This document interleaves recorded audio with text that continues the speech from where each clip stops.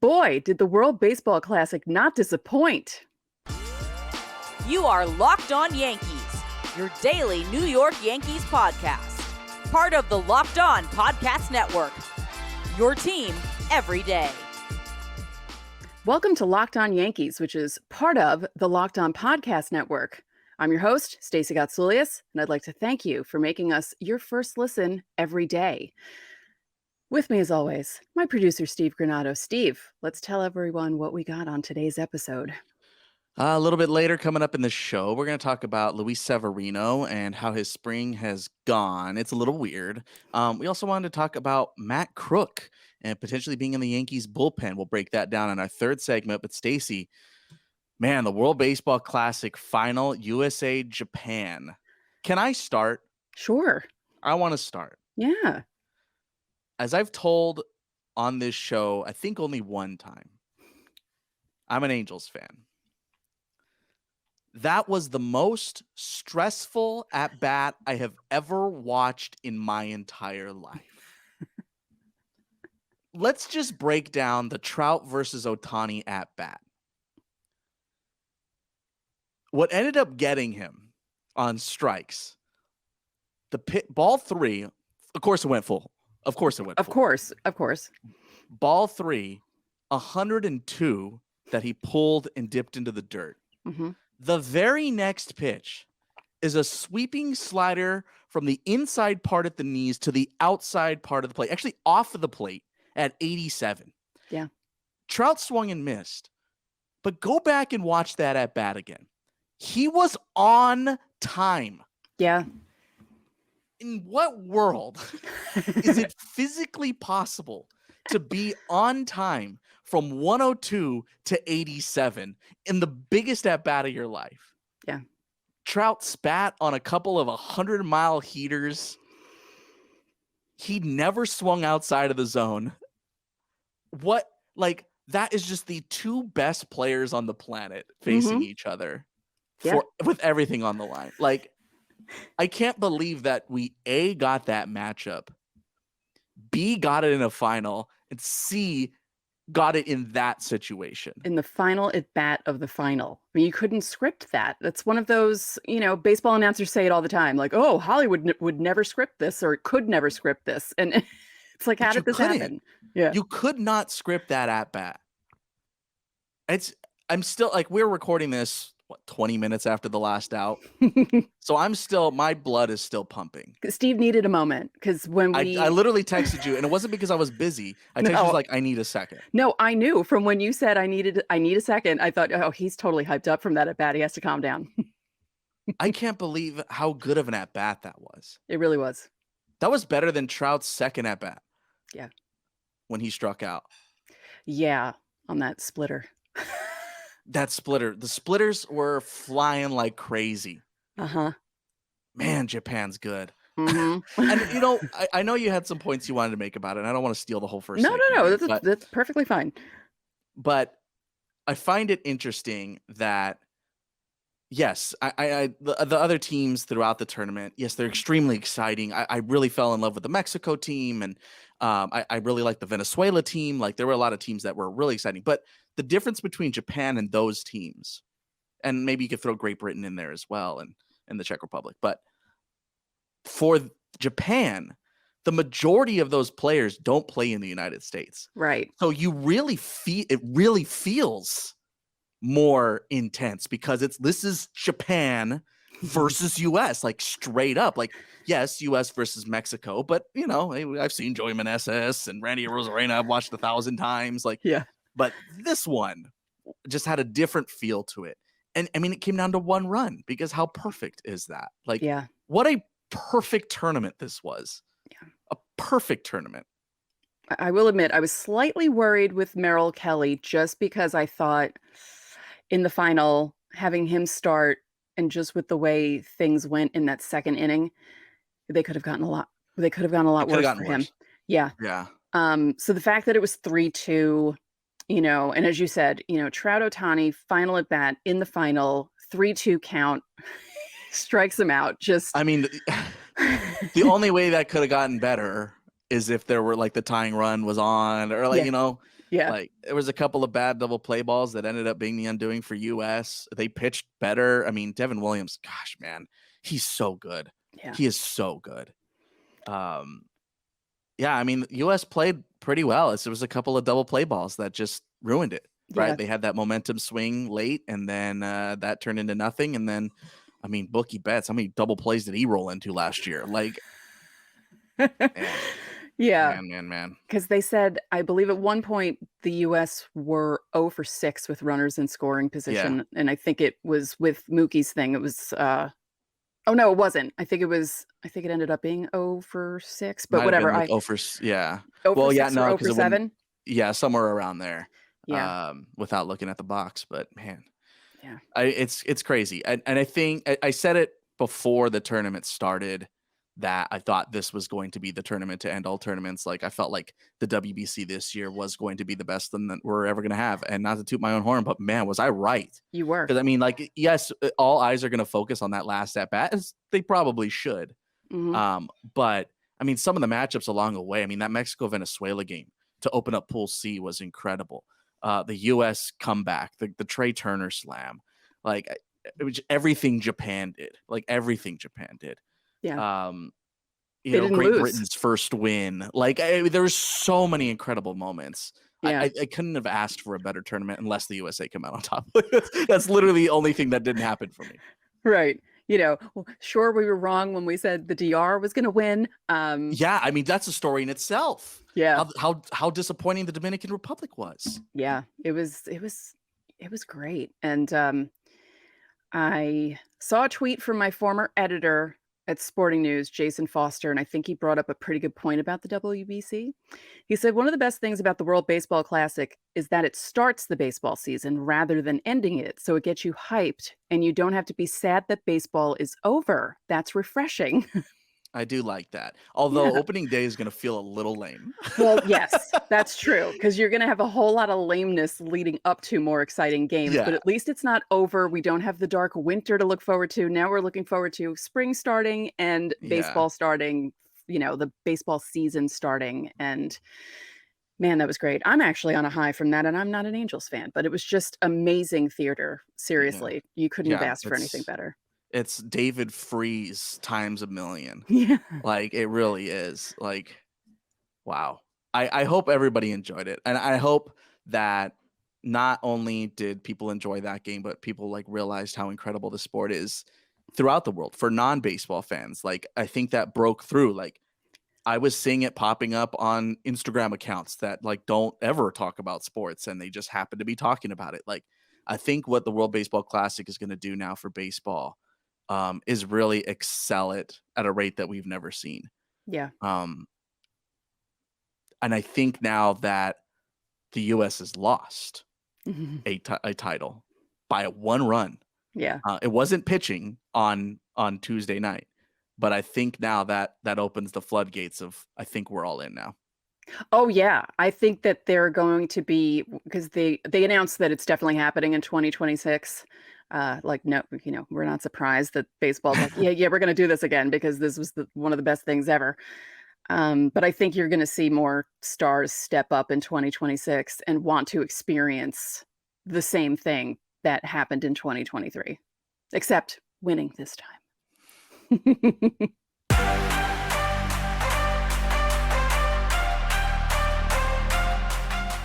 The tournament is heating up, and now is the perfect time to download FanDuel, America's #1 sportsbook, because new customers get a no-sweat first bet up to $1,000. That's bonus bets back if your first bet doesn't win. Just download the FanDuel Sportsbook app. It's safe, secure, and super easy to use. Then you can bet on everything from the money line to point scorers and even threes drained. Plus, FanDuel even lets you combine your bets for a chance at a bigger payout with a same-game parlay. So don't miss the chance to get your no-sweat first bet up to $1,000 in bonus bets when you go to FanDuel.com/lockedon. That's FanDuel.com/lockedon to learn more. Make every moment more with FanDuel, an official sports betting partner of the NBA.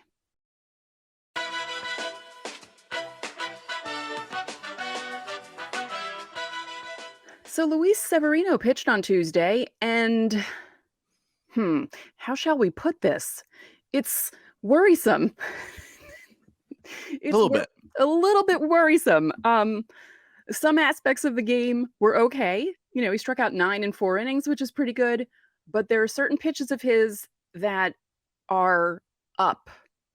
And that's scary because in his first outing of spring, he was leaving pitches up. I just thought that maybe it was excitement because it was his first start of spring and, you know, it's his walk year and he's looking to impress people and maybe he was just a little too hyped up.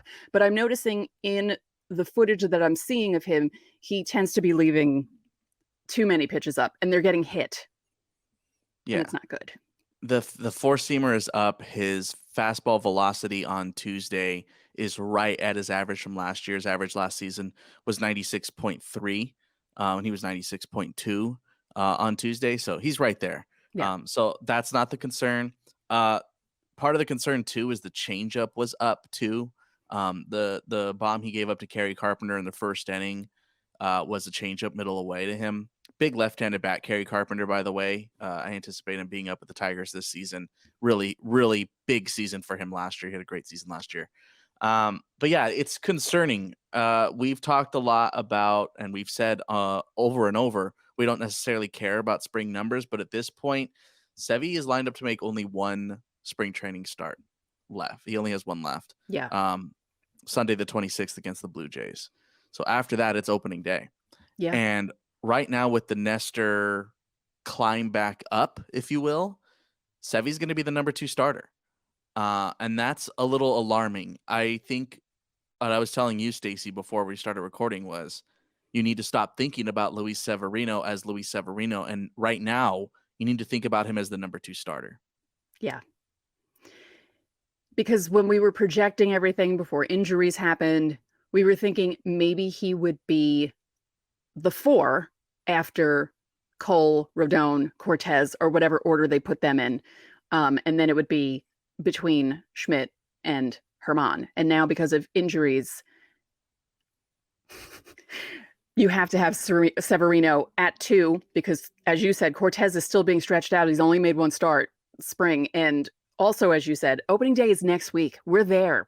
It's right there. You can nearly touch it. And Cortez needs to get stretched out more before anything happens. So don't even look for Cortez to get past, like, he's going to have a pitch limit for at least the first maybe 2 weeks of the season.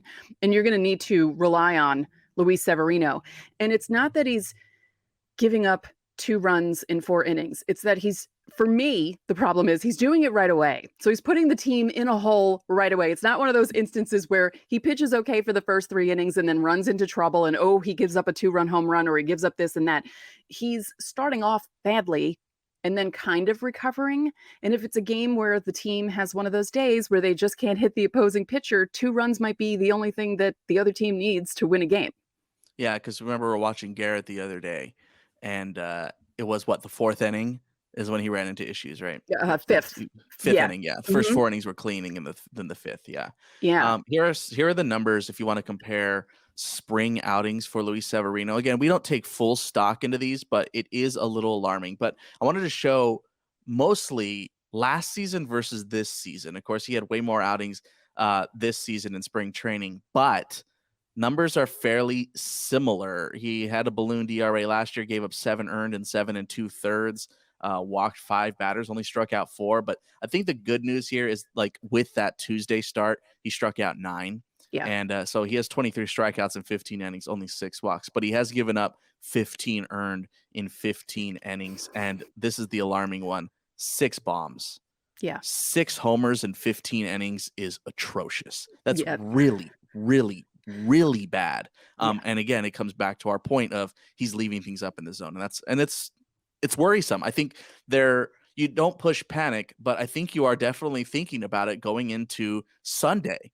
Can he correct the problem that fast in order for him to be ready for day 2 of the season? Yeah. And we had mentioned the velocity. It's similar to last year. It's down from his last full season. We talked about this too before the show. His last full season was 2018. That is a long time ago. And this is the year where Luis Severino is going to be entering free agency and he wants to put on a show for people. And, again, it's spring, but as you said, this is worrisome. The 6 home runs is the bad thing that we're all looking at, because 6 walks to 23 strikeouts, that's a great ratio, and he usually has that type of a ratio where he does strike out people a lot. But the 6 home runs is alarming because he's leaving those pitches up, and you can hit pitches when they're up in the zone. They're kind of like cookies, like the home run that Trey Turner hit against Venezuela. Yeah. Cookie 86 slider, middle. Yeah. Yeah, cookie. And I think again, it's again, when we're looking at those charts from Tuesday specifically, it's the fastball. Yeah. So and guys are getting better and better at hitting fastballs. You mentioned that the average velocity has been slightly down from his last full season by 1 mile an hour, to be granted. Right. So it's not like a massive 5 mile an hour drop off or anything like that. Mm-hmm. But as guys start throwing harder and harder, batters start catching up, and 96 doesn't look like it looked like in 2018 anymore. 96 might look like 94 now to a lot of hitters. And that maybe on the layman's side doesn't sound like a lot, but that's a big difference. 2 miles an hour is a big difference. It's something that I'm certainly going to be watching out for, especially in the month of April, is how is that fastball move? Has he abandoned his cutter, what he started throwing last year? And is he going to be able to keep it down? His changeup overall, save Tuesday, stays down. His slider stayed down very well on Tuesday, so those aren't too alarming. I think it was just a couple of bad pitches on Tuesday. But if you can't keep your fastball and changeup down, then you really have to rely on that slider. Which again, he looked good on Tuesday, but you can't be the number 2 starter with one pitch. Right. That's too much. Right. And it's funny you mentioned the whole velocity thing, because I was going to say the same thing. Guys are throwing harder and harder, and 96 compared to 98, 99, and even 100 these days, it's a big difference.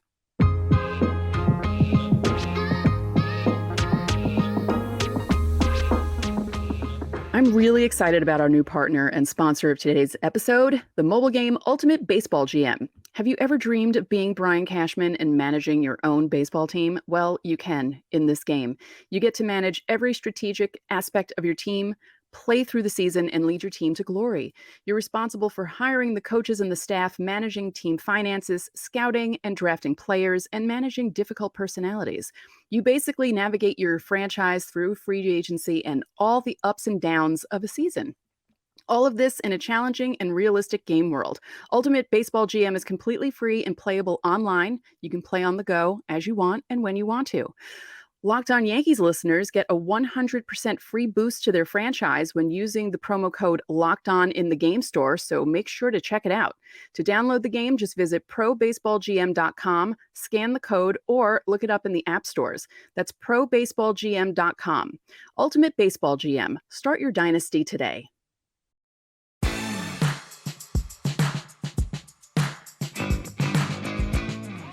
So The Athletic was putting out what the possible roster was going to be for opening day. And they included Matt Krook, left-hander Matt Krook, in the opening day roster. So we're going to talk about that because he'd be the second left-handed option along with Wandy Peralta in the bullpen for the Yankees. Yeah, I think that's probably why. Yeah. If you remember a couple of days ago, we gave out our projected opening day roster, and Matt Krook did not make it. We had Greg Weissert there instead. With Weissert, however, that would give you 7 righties and 1 lefty. So the Yankees are very right-handed heavy in the pen. And so I think that's what the thinking was here for Cuddy, putting Crookie on the opening day roster. He's pitched pretty well here in spring. You're looking at those on screen now if you're watching on our YouTube side. But he hasn't thrown more than 3 innings in any one outing. But I still think overall he's looked pretty good. Save his 1 bad outing on the 11th against Philadelphia, gave up 3 runs in 2 2/3, 5 hits, but he did strike out 3. I've talked about him in the past, but for those who have missed that conversation, he reminds me a lot of Jared Weaver in that he does not have 98, 99 electric slider with this insane cut. Like, he doesn't have it, but he's kind of a magician in the way he gets guys out. His pitches have late movement. He likes to challenge hitters. He likes to throw in on hitters, in on the hands, and that's. He had a mixed bag of 2022. He had outings where he was God's gift to man, and then he had outings where he was throwing underhand, and it was so weird to watch because on those bad days, you're like, look, I know you can do this. You are masterful at times. And he took a perfect game into the 8th inning last season. Like he was really, really good at points. His opening day outing was incredible. So there are times where Matt Krook is really impressive, and he's been around the block a little bit. He was a Rule 5 pickup. He got added to the 40 back in November. So the Yankees feel, I think, semi-confident in him. And I think partially right now, though, the reason why he's in this conversation is more so a lack of left-handed options.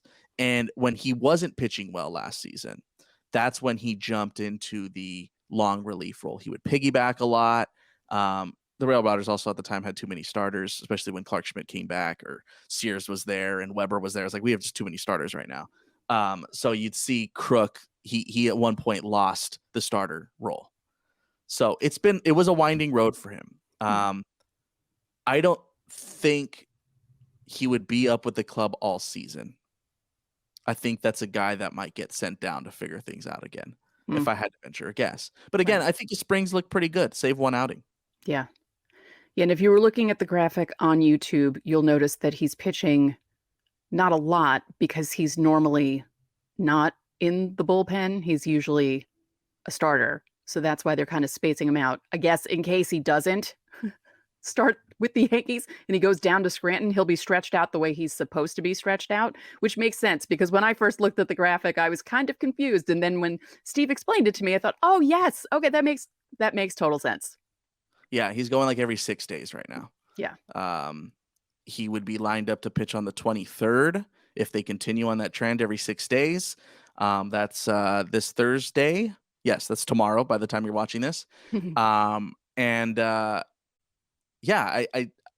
I think you're right that it would be, starting in Scranton, relieving in New York. There also could be the possibility that if he starts in Scranton, they have him start in the pen. They have, some guys there. We're anticipating maybe Will Warren might be with the Rail Riders this season as well. We talked about him in our Somerset Patriots preview. So yeah, there's still things to be ironed out, but just that Krook is in the conversation is a testament to him. Again, he was a Rule 5 pickup. And he had that rocky season last year. But man, the highs were high. That's for sure. And I really like Matt Krook. I'd be very curious to see how his stuff plays in the major leagues though. Yeah. And when you mentioned earlier how right-handed heavy the Yankees are in the bullpen, I thought to how right-handed heavy they are in the lineup too. But it stands to reason because, left-handed people aren't that common and left-handed pitchers aren't that common. So that's how it works. Yeah. Yeah. But I hope good things happen for him because that would be a really cool story. It would be cool if he did start with the big club and contributed as probably a long man, right? Coming out of the bullpen. There'd have to be injuries for him to start. Yeah. For sure. Let's not put that out into the universe. We've had enough injuries in the starting rotation, baseball gods. Please don't do that to us, please. Yeah, and it might end up being a Ryan Weber situation anyway.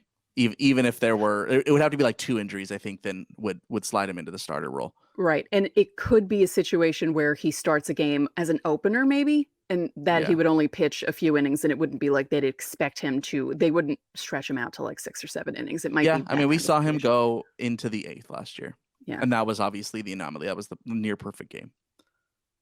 And I think it was 1 out in the 8th. Then he gave up an infield single, then walked a batter, and then they pulled him or something like that. So, but it was incredible. I mean, that night was electric. That place was buzzing, and it was awesome. It was really awesome. And he's a great guy. He's got a good head on his shoulders. So I think he will find some success, but I think it's going to take some time for him once he gets to the majors. Yeah.